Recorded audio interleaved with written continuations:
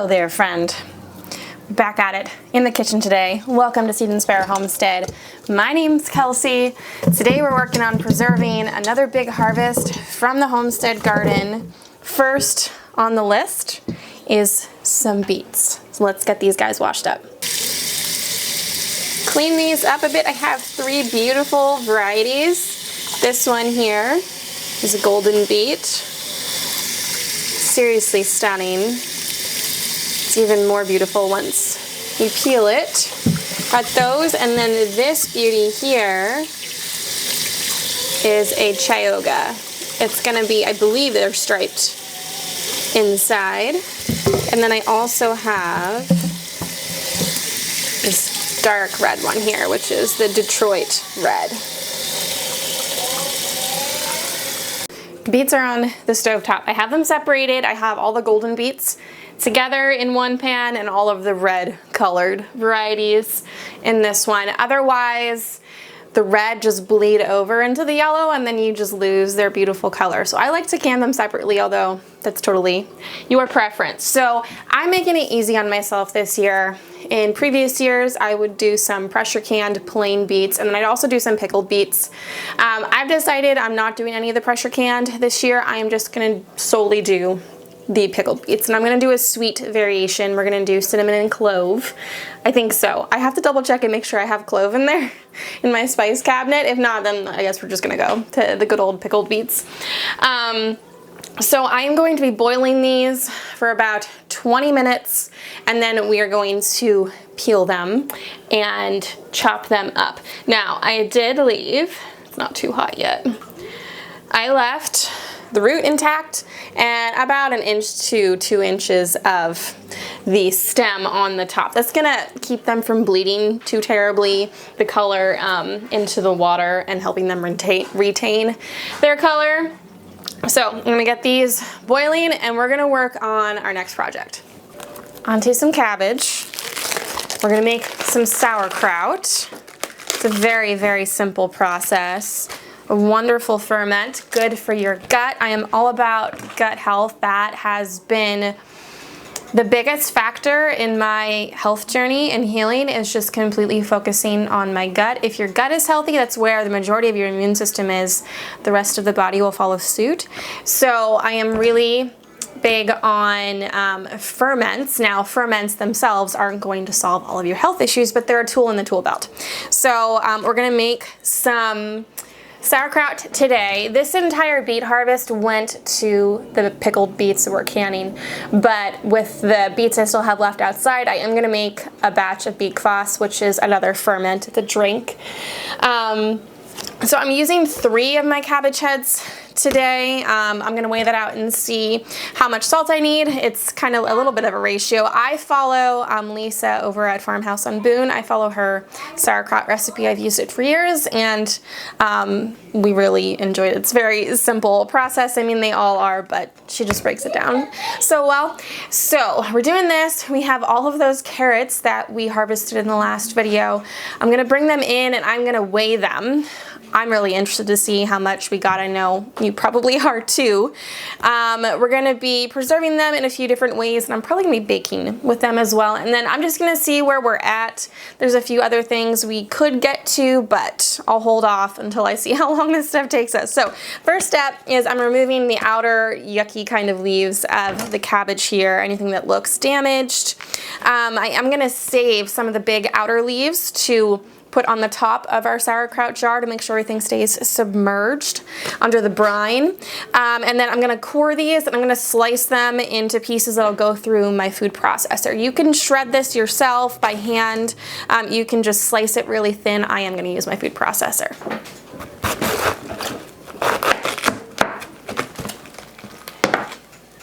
Beautiful head of cabbage.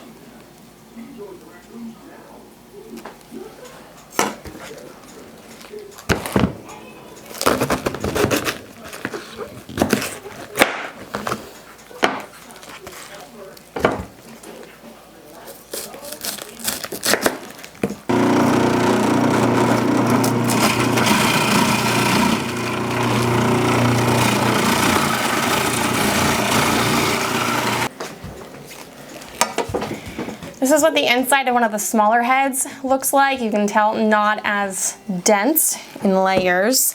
This one, I don't think I can use it all. I'll bring it closer. See all that black stuff? It doesn't rub off. It's not bugs. I don't know if it's bug damage or mold or what, but every layer that I peel apart, there's more of this underneath. Like it goes all the way into the core there. So this one, unfortunately, is not usable. Voila. Cabbage is all shredded, ready to go. I weighed this out. It is just about 5 pounds, just a hair under. So for every 5 pounds, you add 3 tablespoons salt. I am using Redmond's real salt. That is my preferred salt. So I'm just gonna sprinkle that on in here. 1, 2, 3. I'm gonna remove my ring here and I'm just gonna start working this. Oh boy. Can you tell it's humid? My hands are swollen. Just gonna start working this really well with my hands until we get a good amount of liquid releasing from the cabbage. That is our brine. We want enough to submerge our cabbage under while it ferments.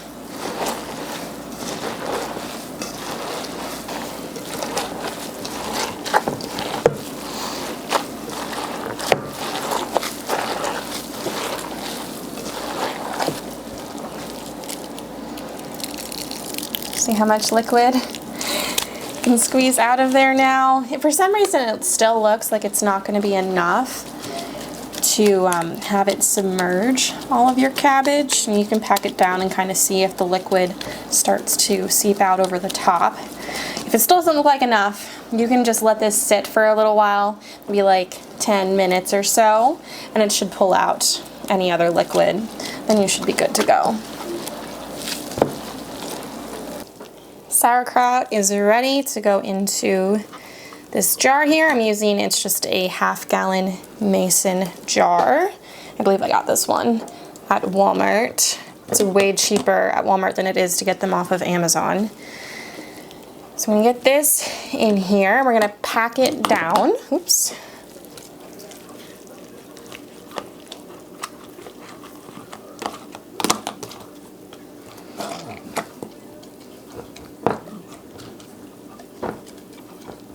So you can see we have liquid coming all the way to the top. I am gonna take, this is just a paper towel, and I'm gonna wipe down the sides, make sure there's no little particles of cabbage. That anything above that liquid line is just going to encourage mold, which we don't want. Just gonna take this cabbage leaf here, stick that in here.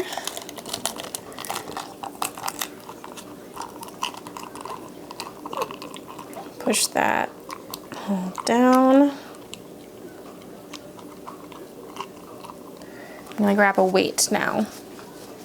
So I don't actually have a proper fermentation weight. I always just make do with something around the house. So I just have this, I think this is a 4-ounce jelly jar. This fits perfectly here in this wide mouth jar. Just by pushing on it a little, see how it brings the liquid level up? That's all we need. I'm just gonna grab a wide mouth lid here, and ring. I'm gonna put this on just very loosely. I'm gonna make sure that nothing can get in here, but I also wanna make sure that some gases can escape if needed. I will come through here every once in a while just to make sure there aren't any gases building up. But this is just gonna sit on my kitchen countertop anywhere from 3 days to 2 weeks. It depends on the temperature, the conditions of your home. Right now, we have this heat wave, so it's probably not gonna take very long. And every once in a while, you can just open it up, give it a sniff. You can taste a little bit of it, and as soon as it is to your liking, as sour as you want it, it's good to go. I'm just gonna sit this here behind me Once that is to my liking, we like the amount of sour it has to offer, I store that in my fridge. That will last in there, honestly, like a year or two. It really doesn't change much at all. You can totally smell if something is off, like totally wrong. I've never had that happen. We usually eat it way faster than within a year, but it will be fine in the fridge for a year plus. You can also freeze it. However, that's going to compromise some of the bacteria, the good bacteria, which isn't ideal. The fridge just preserves everything as is. I have canned sauerkraut in the past. Again, it's really gonna kill off all of the good stuff that we just worked to build up over the fermentation process. So I don't recommend that either, unless for some reason you just want sauerkraut for the flavor of it and you want it to be shelf stable. And then by all means, go can some. I haven't freeze dried it. I have to do some research in one of my freeze drying groups and see if any testing has been done. I'm assuming it should preserve the good bacteria, because I know it like gives you a superior end result just all around, even with like medicinal herbs and stuff. So I'm just assuming that it would, but I don't want to just go ahead and do that without knowing for sure. So I'm going to do some research there first, and I'll let you know what I find out. I love quick wins like sauerkraut. It's so nice to see something done relatively fast, something off the table, off of my to-do list. I do still have one other big head out in the garage fridge. I have more in the garden too. That will hopefully get a bit bigger. The one in the garage though, I'm just gonna use that, I think, for some freezer meals. I'm gonna do some halupki, some cabbage rolls. I've made them on the channel here before. We love those, and there's nothing like making them with some fresh cabbage straight out of the garden. So we are peeling beets. It slips right off, super easy. So does the root and the stem. We're going to cut these up. You can slice them, you can like cube them. I just want to make sure they're all pretty close to being the same size. That way, during the canning process, the heat can like permeate through them at the same rate for safety purposes. But the shape that they're in is just entirely up to you. You can leave some of the small beets whole. Bigger ones should at least be quartered.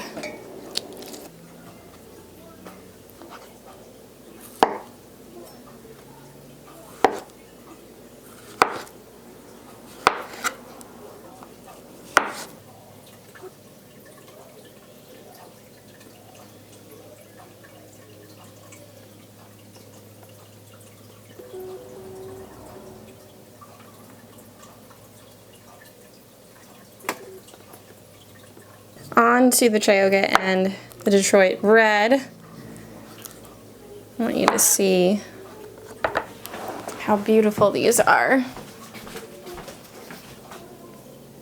These Tioga. Isn't that stunning? Can you tell I like colorful vegetables and fun designs? It's not hard to please me. I think we'll do each one. They're all about the same size. I think these I'm just gonna slice in half and then cut into 4 like bite-size pieces, and I'll just do them all the same size. Variety, especially when you have children, because sometimes they'll like something for a week, maybe a few weeks, and then all of a sudden they don't like it anymore because maybe it's just the wrong shape. So options. I need options in the pantry.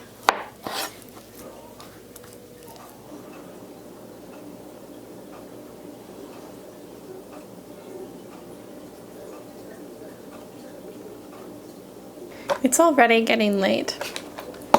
Today is not gone as I had hoped.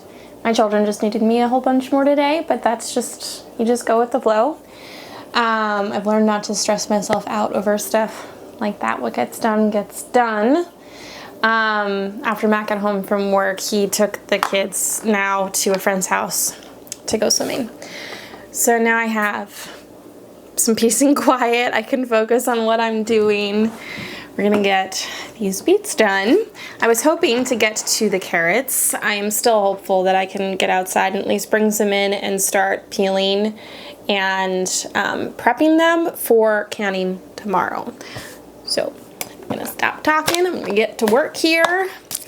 I did indeed find some whole cloves and some cinnamon sticks, so that's what we're doing. There's a few different variations. You can do caraway, pickled beets with onions. I'm doing the sweet pickled beets, or you can just do straight pickling spice. Honestly, spices, you can kind of pick and choose there. That's not a safety factor, so you can customize a bit with the spices, whatever you would prefer. If you just like the spice of the cinnamon, you don't like the clove, well then leave the cloves out. That's totally fine. So for now, the yellow beets, I only have enough to do a half batch. You need 10 cups for a full batch. I do have 10 cups of the red here measured out. For a whole batch, I'm gonna need 2 cinnamon sticks and 10 whole cloves.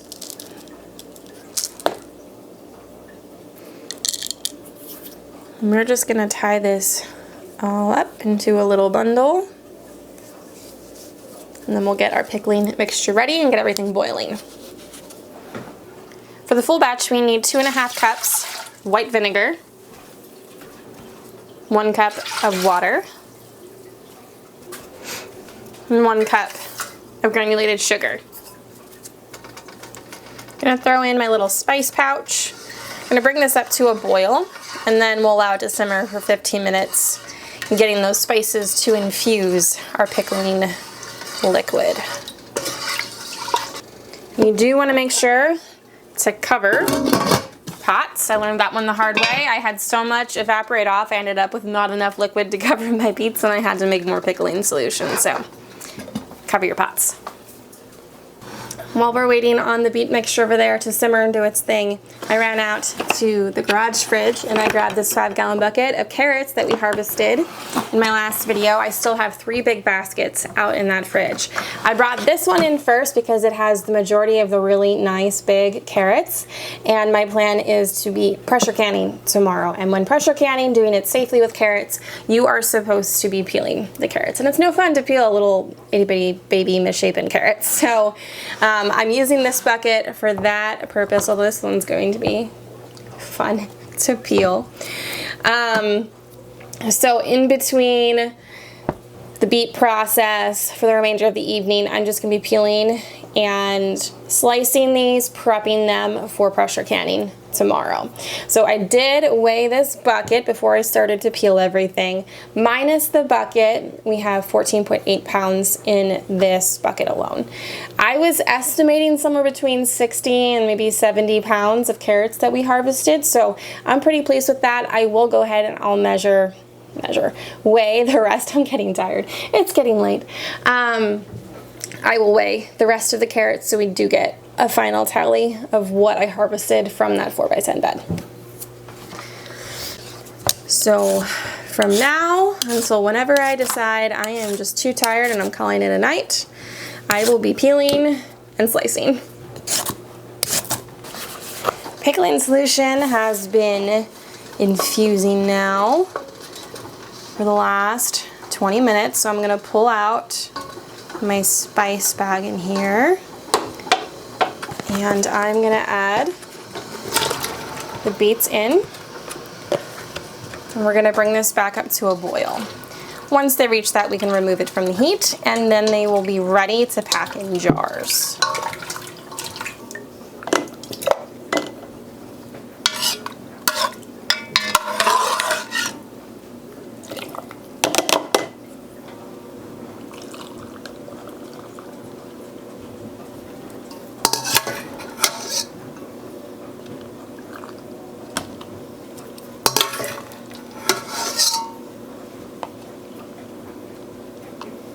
So we'll get some lids on here and some rings, and these do process for 30 minutes at a full rolling boil in the water bath canner.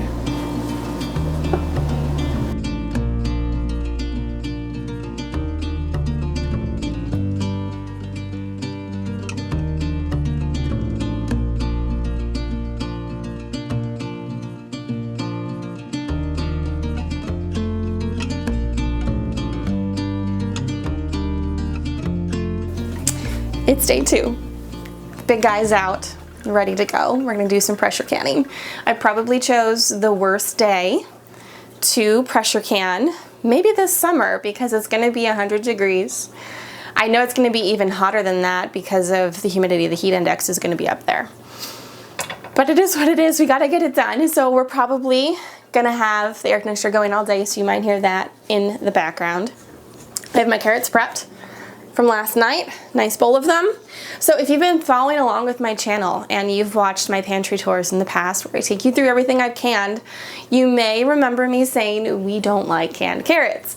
Canned carrots take on a flavor all their own. They don't really, to me, remind me of a true carrot flavor. It's a little bit funky. It's not like inedible, it's fine. It's just if I'm growing carrots, I want them to taste like a carrot in the way that I preserve them. So I just kind of put the thought of canning carrots again out of my mind. But when I was going through the pantry challenge this past time, I've done it for the three years now. It's the 3 Rivers Pantry Challenge. Where you're just trying to be resourceful, use up what you have, use some things you don't like. And I found a bunch of ways to use the carrots. And I just found that there is value in having them on the shelf. Number one, they're shelf stable. I don't need my fridge or my freezer. They're going to be just fine there, and I think that's really important and wise to have multiple ways that you are storing things, especially ways that don't require electricity.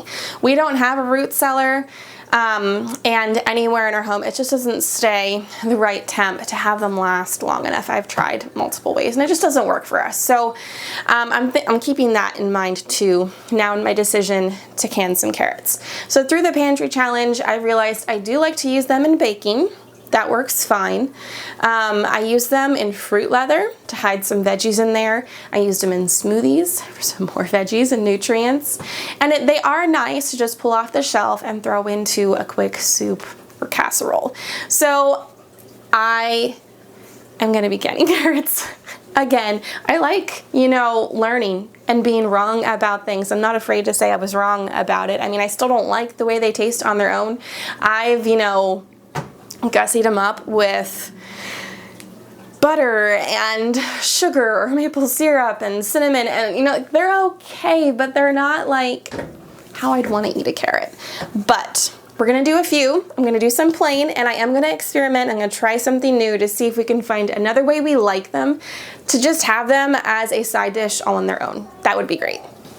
So for the experimental carrots, referring to the all-new Ball Book of Canning and Preserving that no longer has the cover. They have, this is where I do like my meal in a jars. They have a whole section on them here. But they also have some simple 1 jar sides, vegetables.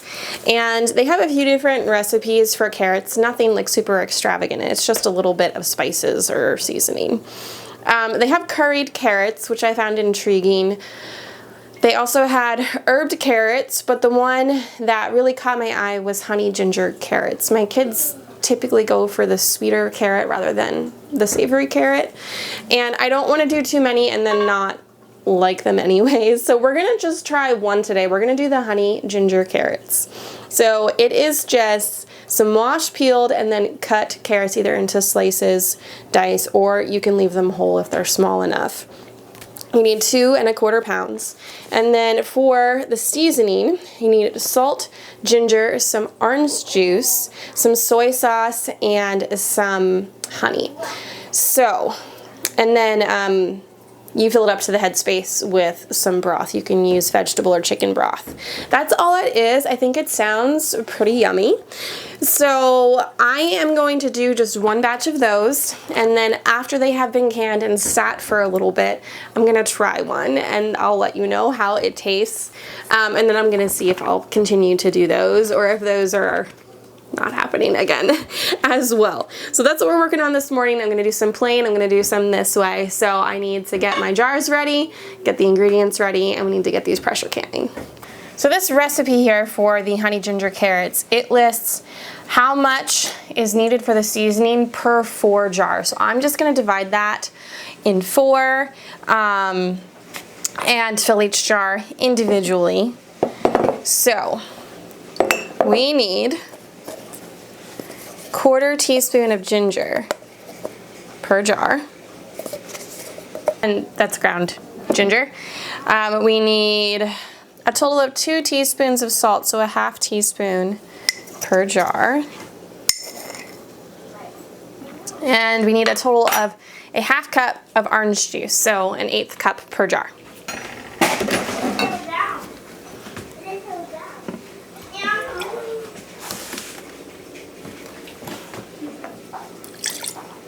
And then a total of 4 tablespoons of honey, so 1 tablespoon per jar.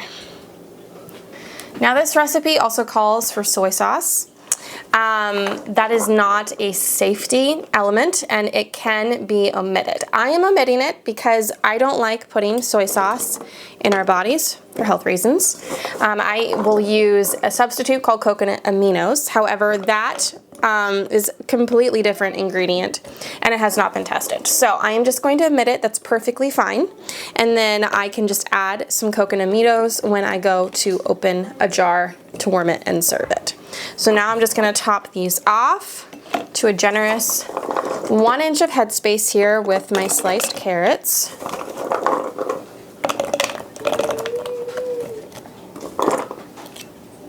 And then we will top it off with some hot chicken broth.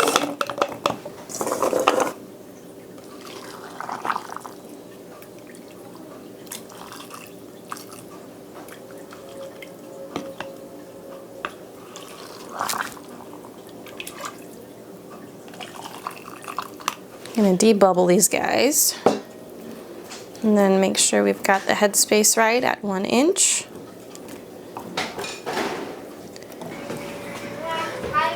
So I went ahead and I decided to do a double batch of the honey ginger carrots. That way I can do a full canner load almost. It's 8 pints, not 9. Because I just have so many carrots. So I'm gonna do 1 batch of the honey ginger and then I'm gonna do 1 batch plain and then we'll see where we stand. So now it's a waiting game. Wait to get this to venting, vent for 10 minutes. Then we're gonna put the weight on, we're gonna bring it up to pressure, and then they process pine stew for 25 minutes. And then we gotta wait for it to come back down to 0 pressure naturally. So it's gonna be a little bit. So I'm gonna do some things in between. I have been freezing all of my berries that are coming in. This is some mixed berries. There's blueberries, blackberries, and raspberries. I've just been flash freezing them on trays so they don't all stick together really bad. And then I just put them into freezer bags and they go into the freezer for use in baking or smoothies on top of yogurt. Or occasionally I will then put them in the freeze dryer. So I have some more in the fridge that once this tray is freed up, we're gonna flash freeze those as well. And then I think I'm going to run out to the garage fridge. I'm going to get some more carrots. We'll weigh them out and see how much we got. And then I'm going to peel and I'm going to grate some of those to be freeze dried. Canner is now venting. Got my berries bagged up, so I ended up with a gallon bag and the start of another. And I have another tray ready to go into the freezer. Isn't that beautiful? Those stunning summer berry colors. So I have the strawberries that we harvested in the last video, the blackberries, the raspberries, and I had some blueberries left in my fridge for one of my last harvests.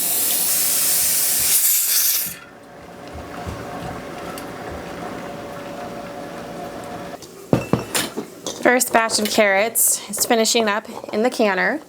Now we're just going to do some plain carrots. So I'm raw packing these. I'm just going to put my raw carrots into the jar here, leaving a generous inch of headspace.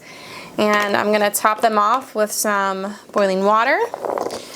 You can add salt if you would like. I believe it's a 1/2 teaspoon for a pint jar, a whole teaspoon for a quart.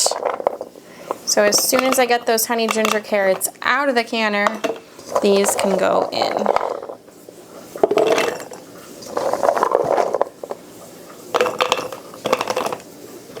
I ran out of prepared carrots. I'd like to do a full canner load of pints. So that would be 9 pints, and I'm short 2.5 pints worth of carrots. So I went out to the garage fridge, I grabbed one of the baskets that was out there. I have 2 more like this out there. They're all equally as full. I weighed this one, less the basket, it was 14.3 pounds. We were estimating these were around 15, I think I said 15 to 20, so a little bit on the lower side. But I'm just gonna say then that each container I had was right around 14 pounds, so a little under 60 pounds from that 4x10 bed. However, that doesn't include what I had been harvesting weekly from it, and I'm gonna say that was somewhere between 5 and 10 pounds.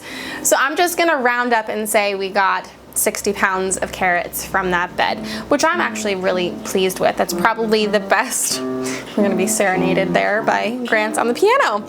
That's honestly the best harvest I've had in the last few years. So I'll take it. Second round of carrots are in the pressure canner. I brought in those other 2 baskets. I weighed these 2 just to be sure. They were right around the same weight, somewhere between 14.3 and 14.8. So that is the final tally. So I've been going through and I've been separating them out. I have like some nicer, bigger ones that are easier to handle. I'm gonna peel those and I'm either gonna shred them or I am going to slice them for the freeze dryer. And I'm gonna be doing some baking with what I am shredding here soon. I still have this basket here left over. It's all medium to small carrots that we're mainly gonna use for snacking, or if I wanna make a carrot side for a meal during the week, this is what I'll pull from. For the coming months. I'm going to probably lay these out and dry them. I don't like to usually wash things before I put them into storage because it can kind of expedite the whole decomposing process. That excess moisture will do that. So I want to dry them off, and then I'm just going to take like a grocery bag, a plastic grocery bag. I'm gonna put them in there. I'm gonna either poke holes in that or just make sure not to tie it too tightly. You want airflow so that the humidity, like the moisture, it can exit as needed. And then these are just gonna go into the crisper drawer in my garage fridge. And they will last a couple of months. I'm gonna have to keep my eye on them since we did rinse them off pretty well outside, but they really needed it. They were completely covered in mud. I was slicing all of these carrots by hand, and I had this realization, like, Kelsey, why are you choosing to do this the hard way? You have an attachment for your food processor. Slipped my mind at the beginning, but thankfully I remembered, and this made quick work of a very long project otherwise, and it sliced them to the perfect thickness. I was super happy I remembered about that. So onto trays and into the freeze dryer these go. That process always takes way longer than I wish it would.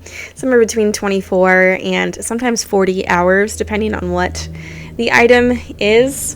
So this time of year, you can imagine the freeze dryer is running pretty much constantly. Here are the smaller carrots in the plastic bags. I'm not overfilling them, making sure there's good airflow. And then these just sit in the crisper drawer. They'll be good for a few months.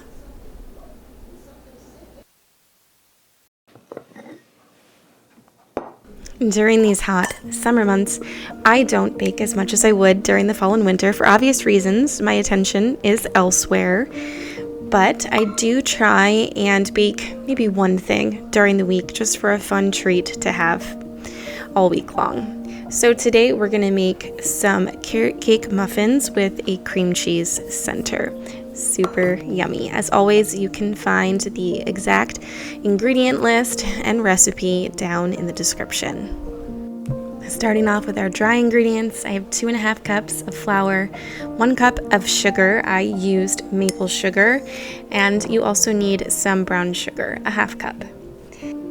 I'll add a 1/2 teaspoon of salt, and then for our spices, 1.5 teaspoons of cinnamon, 1/4 teaspoon of ground ginger, 1/4 teaspoon of nutmeg, and 1/8 teaspoon of ground cloves.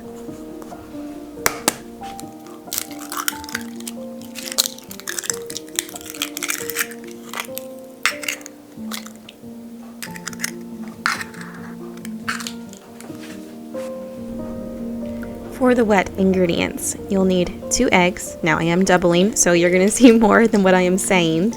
You're gonna need 3/4 cup of either milk or buttermilk, a 1/2 cup of vegetable oil. I used olive oil, a teaspoon of vanilla extract, and you're gonna stir together.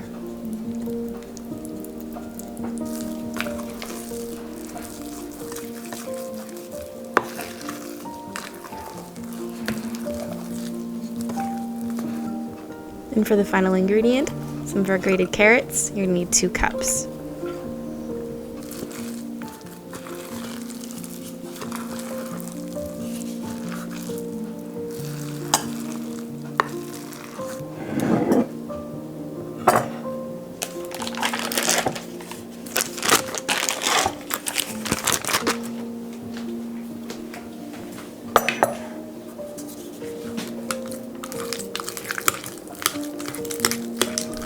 For the cream cheese filling, we're going to need 8 ounces of cream cheese, softened, 1 large egg yolk, a 1/2 cup of granulated sugar of choice, and 2 teaspoons of vanilla extract.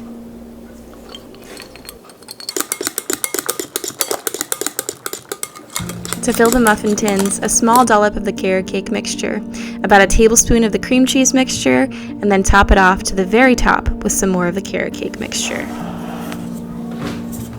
To get a nice rise, you need to bake these at 425 for 7 minutes. Make sure not to open the door, just lower the temp to 350 degrees for another 10 to 15 minutes or until a toothpick pulls out mostly clean.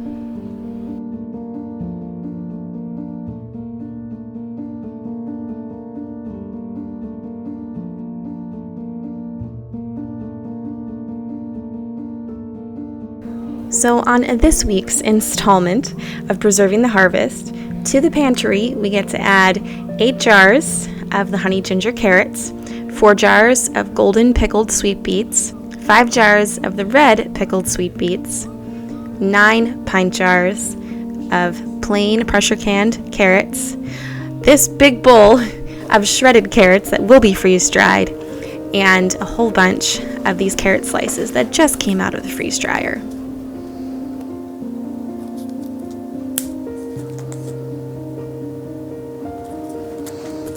I purchased a bunch more of these half-gallon mason jars because I decided I want to have at least one of these full of each item I am freeze drying. I like being able to see what I have preserved. I think it inspires me more. Just having everything in the Mylar bags, it just feels like, out of sight, out of mind almost. So 1 jar full and then everything else into Mylar bags. We also got our yummy treat for the week, which has already been half eaten. And I had a little bit of extra of the batter, so I put it into a loaf pan, and that turned out great as well.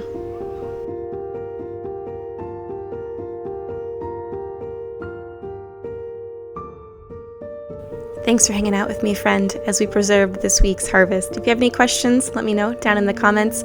Otherwise, I love hearing from you. I hope you know how much of a blessing you are to me and to my family. Keep filling those pantries, friends. You have a blessed week, and I will see you next time. Take care.